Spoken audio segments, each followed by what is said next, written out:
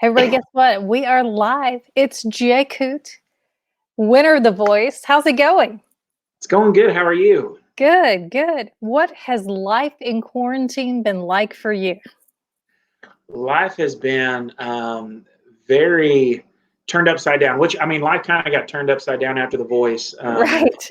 You had two big dramatic things happen back to back almost. Absolutely. Yeah. It's been, I should write a book about it all, but no, it's been great. I've been getting to do, a lot of writing and a lot of, house cleaning things that I needed to do. And I've been getting to rest a lot because I was running pretty ragged there for a while. So it's had its blessings, but it's definitely, I'm ready to get back out there and start seeing people Yeah, so you just mentioned it's been two big things. Like, so you won The Voice, that was in December. You went on the whole again. media junket talking about The Voice, and then you're like, oh, I'm going to take some time off for the holidays, and then everything kind of got shut down. So what was that like? That high, and then that like, oh, there's like nothing going on. Yeah, absolutely. It was it was a culture shock, for sure. But I think the last show that I'd played, excuse me, I think the last show I'd played, I had realized how much work I needed to do on the back end because I had no idea that I would win The Voice. I had my bag packed every week, ready to go home, and so I was fully prepared to go back to work in my full-time job, and then everything took off, and so I had a bunch of things that I needed to get in order. But going from all that, going from this high of, playing like multiple times a week and traveling to literally being stuck, in my apartment, I was just like, well, this is different, but you adjust to it. And of course, being able to do stuff on social media and whatnot has been somewhat helping, but it's nothing like getting out there and playing a live show. Right, right. So I gotta ask you, like, I love Kelly Clarkson. What was it like working with Kelly Clarkson? She's incredible. She really is. And I know I sound like a broken record, but she's just one of the most genuine people you'll meet. I was actually texting her yesterday because apparently on Twitter somebody had said something about me or whatever. I don't even know, but she got on there and defended me. I mean, and that is the perfect description of Kelly because I remember there was one time on the show where there was a hiccup of some things, and she literally went to bat for me with a bunch of people to try to get stuff squared away. And so just a very down to earth, genuine person. She genuinely cares about everybody she works with. And so, it's definitely a blessing. And getting to hear from her and whatnot is also pretty cool, but just a great person. Yeah. So obviously do you still keep in touch with her now after the As, show? as much as I can, like the way I look at it is she's got her hands full with this next season of The Voice. And of course she's doing her own TV show and whatnot. And so I try to just kind of not bother as much, but when I do text her, I usually can get a response back, and it's normally just checking in, seeing how everything's going and whatnot. But her and her husband both have helped me out a whole lot, so I'm very appreciative of that. So what led to you deciding to audition for The Voice? I think I was, I had America's Got Talent reach out, I had American Idol reach out, and then The Voice reached out and asked me to come in and audition. And I think at that point, I was just like, what can it hurt? Like at first, I thought it was fake, and I was just like, well, this isn't real. Like, why would they reach out to me?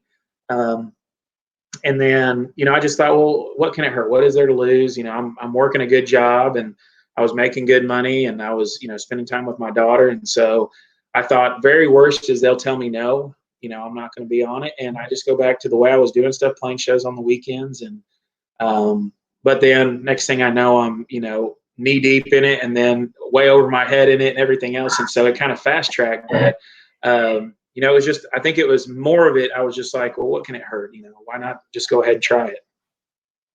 And then here we are. Yes, ma'am. Then here we are. I mean, not that many months later. Like December wasn't that long ago. No, It's wild. although sometimes it feels like a lifetime. Yeah, exactly. It had, especially being in quarantine, because I have no sense of time whatsoever. Like I try to remember what days I do things, and I'm like, I think it was Friday, but maybe it was Wednesday, but maybe it's that. I don't know. But yeah, it's been different, but it's been great. You just mentioned you're a single dad. What is that like for you during this pandemic time to be a single dad and have your daughter? Absolutely. I think, I took on, like, I honestly looked at it like I was going to make the most of it and spend as much time with her because, being a single dad, having her, every other week, having her 50% of the time, when I was playing shows and stuff, there were a couple of weekends that I had to schedule when I had her. And so I was away from her those times. And of course, when I was out in LA for The Voice, I was away for a month at a time. And so when all this happened, obviously she's 4 and she's all over the place, climbing the walls and whatnot. But keeping her cooped up was tough. But at the same time, it was one of those things where I was just like, hey, this is some time that we get to spend together. This is time that we can go out and treasure hunt or have dinner date nights in front of the TV, or do whatever. And so we've really made the most of it. And but I know she is definitely ready to get back out and start playing with her friends again and going to school and all that fun stuff. But it's been good. Yeah. Has anyone stopped you when you've been with her and she's like, what are these people doing? Or why are they talking to you? Well, I think there's certain times that she did, but she is so outgoing. Like she told me once, she said, Daddy, I tell everybody hello because I just love people. And literally everybody we pass, she'll go, hello, hi, hi. And so I think she takes it more of rather than they recognize me, that they recognize her. Like she's, she asks people, did you see me on TV? And so, but she's been great with it. She loves it. That's good. See, you're breaking her in early. Exactly. That is so funny. Tell me about Cinco de Mayo. Did you celebrate yesterday? Not too much. I was thinking about cooking up some Mexican dishes, but we just kind of hung out, and I don't remember even what we ate yesterday because, like I said, sense of time right now is completely off. But Hi. I'm waiting for some good, authentic Mexican restaurants, to start opening back up before too long and go get some stuff. But no, it's been different, but it's been good. Yeah. They were telling me you're fluent in Spanish. Yes, ma'am, I am. I can sling it a little bit. I'm not near as fluent as I used to be. I went on a missions trip to Nicaragua earlier this year and spoke a whole lot more than I thought I was, or would be able to. But yes, ma'am. Growing up in the Dominican, we were kind of on a crash course and learned it out playing out on the streets with the kids and stuff. And so, luckily, I can understand it more than I can speak it. But yes, ma'am, I can speak a little bit. So would you ever record a song in Spanish? I would love to.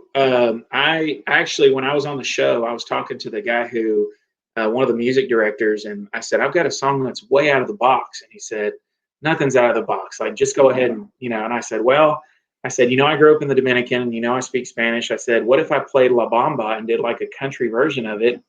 And he said, you're right, that's out of the box. And they just moved on, and so I would love to record something. I bet, I listen to songs that I listened growing up to all the time. So maybe at some point be able to do like a collaboration with somebody or, just come out. But I think that would really be, a shocker to have a country singer coming out with a Spanish song at some point. So we'll see.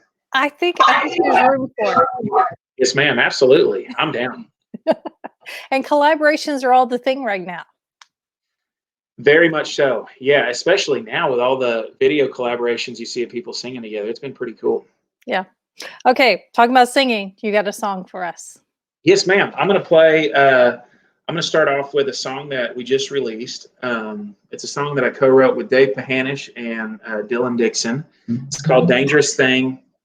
Like I was saying, there's a lot of, I think I love the Eagles. And so when I write, I try to write songs that are kind of that vibe and feel.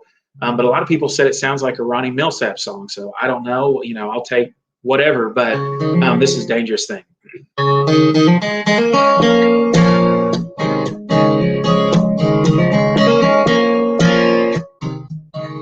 Don't pretend to know the ways of love. Felt the heartache and the pain enough.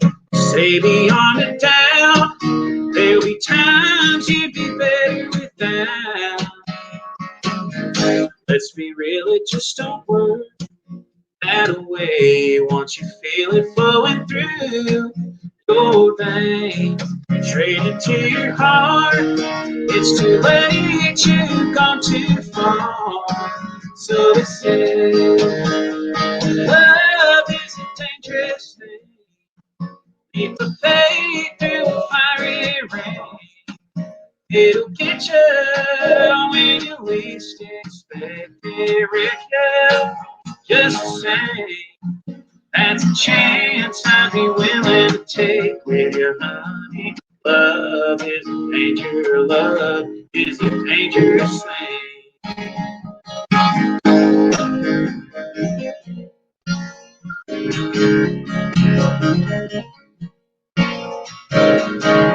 Velvet eyes look at me soft and sweet. Stare too long, I'm bound to fall. Baby, never hit the ground.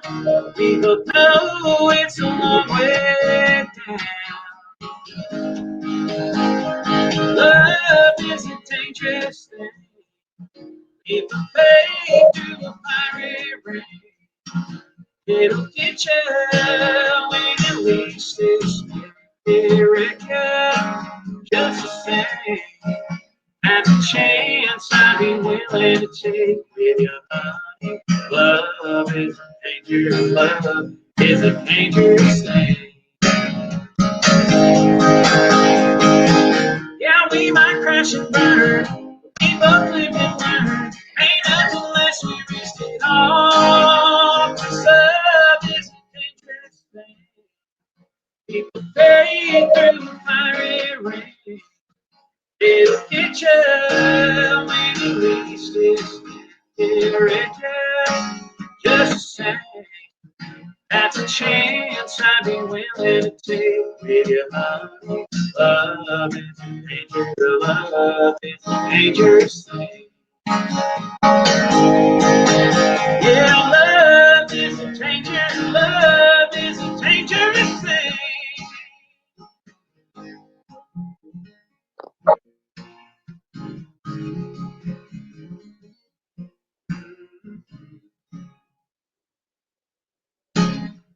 Yeah. Love that. Thank you so much. Thank you. We're starting to lose you a little bit, so we'll wrap it up. But you just had your Opry debut. Tell us about that. That has to be another huge moment for you. Absolutely. I think out of everything I've ever done in music, that was probably the highlight because the Opry has always been the number one stage that I ever wanted to play on and be a part of. And to get to walk out there and see the crowd and, how everybody had come out to see it and whatnot was just truly special. So it's, you can't put it into words, but I'm ready for it to open back up so we can start doing it again. Yeah. What do you think about how they're doing the show without an audience? I love it. Like, I think that says something that they're, trying to keep the shows going. And, obviously I can't imagine playing to just an empty auditorium, but that's pretty cool that they're doing that. And the fact that some of the people that they've had out playing so far have really done incredible jobs. So, obviously you hope at some point you can be invited out to do that, but, that's one thing I think that's just been really cool to watch and see everybody. Yeah. Your fellow The Voice coaches. Blake's going to be performing this weekend. And I saw Gwen is they're going to make her Opry debut, which I think is awesome. Their new song is incredible. I love Blake Shelton. Love his music. I think he's just an incredible guy. So yeah, I think that's going to be pretty cool. Yeah. Well, it's been great to catch up with you. Yes, ma'am. We hope we get to see you again. Absolutely. Thank y'all for letting me do this. Yeah. When is your next shows? Have you got anything back on the schedule? I know everybody had to cancel everything, but do you have anything scheduled yet? I think we're looking for late June, early July, maybe is some of the things that we're looking at. But obviously you don't want to, do it too early while there's still chances of stuff going around. But, obviously every musician I know of is biting at the bits to get back out there. So hopefully before too long. And I know I had another Opry appearance scheduled before everything happened. So hopefully we'll get that rescheduled and get that rocking and rolling. But yes, ma'am. Hopefully end of July or end of June, beginning of July sometime. Well, it's great to see you. We got to hear your music today. Oh, well, thank you so much. I appreciate you having me on this. All right. We'll see you again soon. Bye, Jake.